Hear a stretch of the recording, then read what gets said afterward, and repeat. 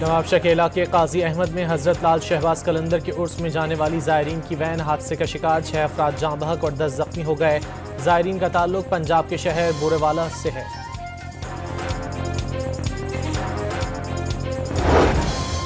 गुजरांवाला में metal factory में धमाके से आग लग गई, 2 अफराद जाँ बहक और 3 जख्मी हो गए।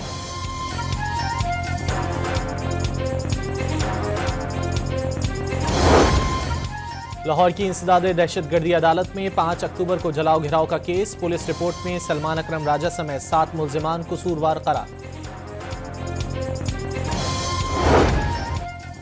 कराची के इलाके डिफेंस से लापता मुस्तफ़ा आमिर का दर्दनाक कत्ल, तशद्दुद के बाद गाड़ी समेत जिंदा जलाए जाने का इंकशाफ। मुस्तफ़ा 6 जनवरी को अरमुगान नामी शख्स के घर गया, लड़की के मामले पर झगड़े के दौरान शदीद तशद्दुद किया, हब ले जाकर गाड़ी समेत जला दिया, पुलिस जराए का इंकशाफ। मुस्तफ़ा कत्ल केस में कराची की अदालत के जज के रिमार्क्स पर वज़ीर आला सिंध की जानिब से तहफ़्फ़ुज़ात का इजहार।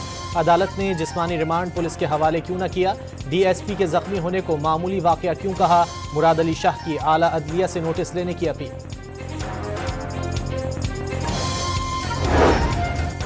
मुल्क में कल से पेट्रोलियम मसनूआत की कीमतें 9 रुपये फ़ी लीटर कम होने का इम्कान। पेट्रोल की फ़ी लीटर कीमत में 2 रुपये 50 पैसे फ़ी लीटर कमी मुतवक्के। हमास और इसराइल के दरमियान जंगबंदी मुआहदे के छठे मरहले में आज मजीद कैदियों का तबादला होगा। हमास 3 अमरीकी, रूसी और इसराइली यरगमालियों को रिहा करेगा। बदले में इसराइली कैद से 369 फ़लस्तीनी आज़ाद होंगे। सऊदी अरब का अमरीकी और रूसी सदूर के दरमियान टेलीफोनिक राब्ते का खैर मकदम। यूक्रेन में जारी जंग के खात्मे के लिए सालसी और पुतिन ट्रंप मुलाकात की मेजबानी की ख्वाहिश का इजहार। और 3 मुल्की सीरीज के फाइनल में पाकिस्तानी टीम तमाम शोबों में नाकाम। न्यूजीलैंड ने 5 विकेटों से फतह समेट कर ट्रॉफी उठा ली।